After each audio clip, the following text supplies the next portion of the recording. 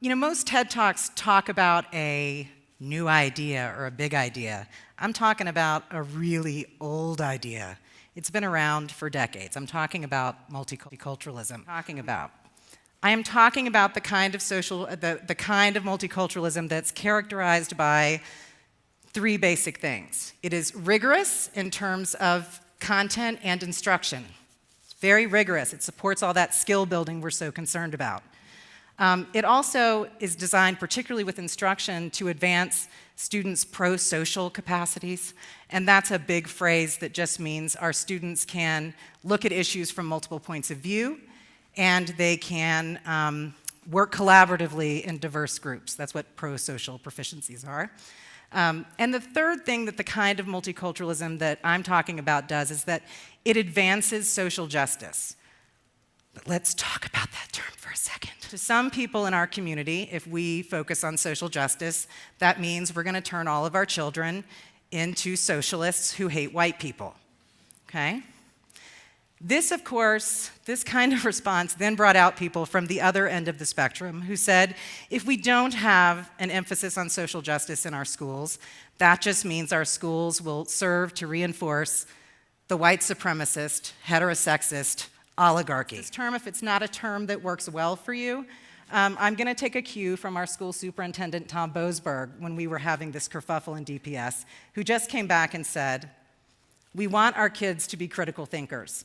Multiculturalists are interested in our children being able to look at issues from multiple points of view, work collaboratively with each other, and really kind of solve problems. So the kind of multiculturalism that I'm talking about is the kind that is rigorous academically, content and instruction.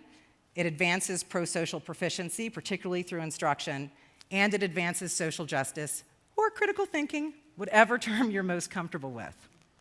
We're a Core Knowledge Plus school because we supplement our content a lot to make sure it meets the needs of our diverse learners.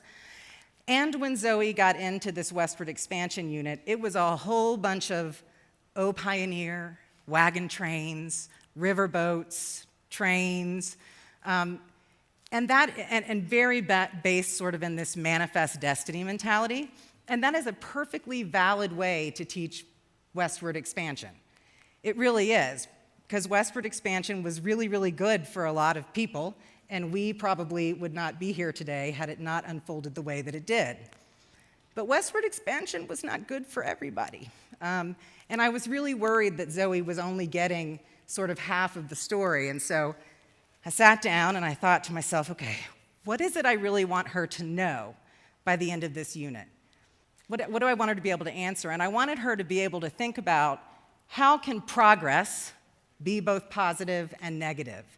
That's really what I wanted her to be able to reflect on with this unit. And so we supplemented a lot. We brought in the core knowledge sequence, for example, includes a short story that's told from the perspective of a pioneer girl who's going out on the road, right? And so we Venn diagram, early grades teacher's best friend. We did a Venn diagram activity using a story about a Bitterroot Salish girl who was being forcibly removed from her home. That was one way. We brought in fiction, nonfiction. We brought in poetry from the Choctaw. We brought in, an important thing that we brought in were resistance narratives, because when you teach history, particularly this episode of history, it's almost like it's a foregone conclusion. But there was massive resistance to policies of Indian removal. We certainly taught some of the resistance narratives from Native America, but we also made a point to do resistance narratives from white folks. The ladies of Steubenville, Ohio, a group of Quaker women who wrote to Congress asking them to be more equitable. A US senator who gave a 6-hour-long speech on the floor of Congress asking folks to reject the Indian Removal Act. We brought in lots and lots of different things.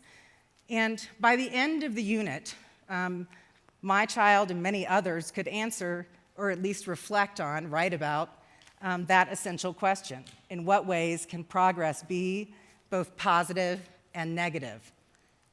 They used all of their skills, their reading skills, their writing skills. We had mapping activities for geography. We had graphing activities for math. It was all sort of skill-based. It was very rigorous.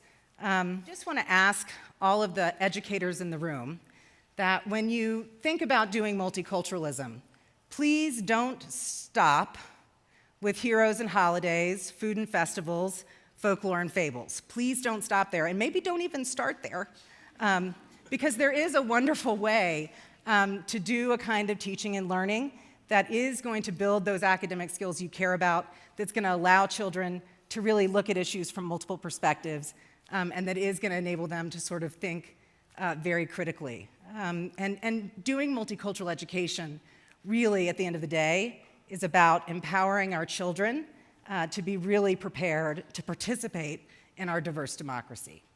Thank you very much.